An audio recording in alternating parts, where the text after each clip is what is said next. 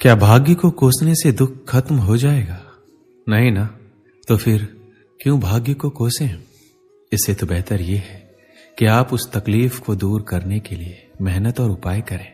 फिर देखिए कैसे दुख आपका दामन छोड़ के जाता है। वैसे दुख सभी दिन के लिए नहीं आती है, ये तो भगवान का बनाया हुआ नियम है।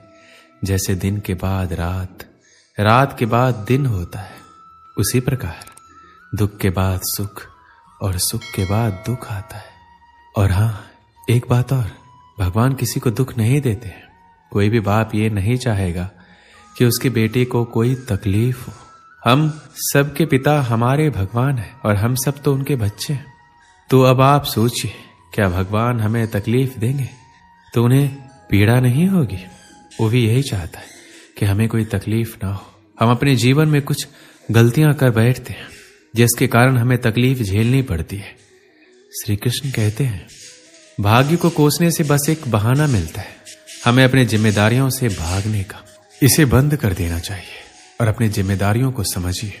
जैसे कोई विद्यार्थी पढ़ने के समय में खेलता है, अपने पढ़ाई से दूर भागता है। बाद में जब परीक्षा का परिणाम अच्छा नहीं आता तो वह भाग्य को कोसता है। आसान शब्दों में कहें तो मेहनती लोग भाग्य को कोसने के बजाय कड़ी मेहनत से सफलता हासिल करने में विश्वास रखते हैं। अपने दुख, तनाव या परेशानी के लिए अक्सर हम ही जिम्मेदार होते हैं। किसी काम को करते समय हमारी कोशिश में कमी की वजह से ही हमें तनाव होता है और हम दुखी हो जाते हैं। किसी भी काम को अंजाम देने के लिए 90% हमारी मेहनत या कोशिश का हाथ होता है, बाकी के 10% हमारे भाग्य का। इसलिए भाग्य को कोसने से पहले हमें यह सुनिश्चित कर लेना चाहिए कि कहीं हमारी कोशिश में कोई कमी तो नहीं रह गई, क्योंकि भाग्य को कोसने से कुछ भी नहीं होने वाला। उल्टा आपकी जो उस परेशानी को दूर करने की क्षमता है वो भी घट जाएगी, क्योंकि आपका दिमाग उस परेशानी का हल ढूंढने के बजाय अपनी किस्मत को कोसने में ही लगा रहेगा। और वास्तव में जो समस्या वास्तव में उतनी बड़ी नहीं है जिसका हल आप प्रयास करके निकाल सकते हैं, वह आपको असंभव सी प्रतीत होने लगेगी। अगर आज आप मेहनत कर रहे हो तो ऊंचाई पर चढ़ रहे हो, तो शायद भाग्य सुनहरा कलम से लिखा जा रहा है। लेकिन कल अगर अच्छा चल रहा है और ये सोचकर कर्म करना छोड़ दिया, हो सकता है भाग्य के कलम से ही स्याही खत्म हो ही जाए या फिर कलम ही टूट जाए। ये वो स्थिति है जब इंसान अपने आप को बहुत ही असहज महसूस करता है। और समस्या कोई भी हो सकती है, मगर इससे उबरना जरूरी है।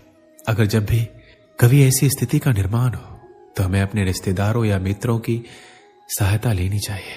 और अगर कोई सहायता ना भी करे तो हमें हिम्मत ना हारते हुए अपने बलबूते पर उस समस्या से निपटने की कोशिश करनी चाहिए। सबसे ज्यादा तनावपूर्ण और परेशानी वाला जीवन एक ईमानदार आदमी भोगता है। सीधे पेड़ पहले कटता है और बुरे इंसान तनाव रहित और परेशानी मुक्त जीवन जीता है और अन्य के मुकाबले ज्यादा जीता है। एक बार ऐसा ही हुआ भगवान शिव के साथ। भस्मासुर ने शिव की तपस्या की और भगवान को खुश करके भस्म करने का वरदान ले लिया। अब उसकी नीयत खराब हो गई और शिव को ही भस्म करने पर उतारू हो गया। धरती के सबसे शक्तिशाली भगवान शिव के पीछे पीछे अब भस्मासुर भागने लगा और एक गुफा में घुस गया। जब ये खबर विष्णु जी को लगी तो वो दौड़े चले आए। भस्मासुर शिव को भस्म कर मां पार्वती को पाना चाहता था, तो विष्णु जी ने मोहिनी रूप लेकर एक स्थान पर नृत्य करने लगे। भस्मासुर ने सुंदर कामुक मोहिनी को देखा तो वहां पर उस मोहिनी के मोह में उलझ गया। मोहिनी बोली, मुझे तुमसे कोई ऐतराज नहीं है, बस मेरे साथ नृत्य करो और मुझे जीत लो। भस्मासुर तुरंत राजी हो गया, मोहिनी की तरह नृत्य करने लगा। मोहिनी के देखा देखी उसने भी अपने सर पर हाथ रख लिया और भगवान शिव के वरदान के अनुसार वह भस्म हो गया। इससे हमें यही पता चलता है कि शुभ चिंतक या मित्र चाहने वाले कोई तो होगा जो आपकी स्थिति को बदल देगा या भगवान भेज देगा। ऐसा बहुत बार हुआ है जब किसी अनजान शक्ति ने लोगों की सहायता की है। इसलिए आप हौसला ना खोएं, खुद पर विश्वास करें और मेहनत से पीछे ना हटें। सहारा तो रोशनी का बड़ा होता है अंधेरी रात में। भगवान पर भरोसा रखें और भाग्य को ना कोसें। जीवन में परेशानियां आना आम बात है, ये हमारे सोचे हुए चित्त की निशानी है। अगर आप स्वयं को जान जाते हैं तो कोई भी परेशानी आने की बात छोड़ो, आपको देख भी नहीं सकते। स्वयं को जानने के लिए समय निकालिए, मतलब अपने आत्मा को जानिए और आपकी सारी परेशानी खत्म हो जाएगी। ऐसा नहीं है, इतनी बड़ी दुनिया में कई तरह की संभावनाएं होती है, जिसे आप भाग्य भी कह सकते हैं। आप किस दिशा या किस जगह पैदा होते हैं यह आप पर निर्भर नहीं। आप स्वस्थ होंगे या बीमारी से ग्रस्त हो जाएंगे, यह आपके माता पिता और आपके पालन पोषण पर निर्भर करेगा, आप पर नहीं। आप गरीब पैदा होते हैं या अमीर, ये भी आप निर्धारित नहीं करते।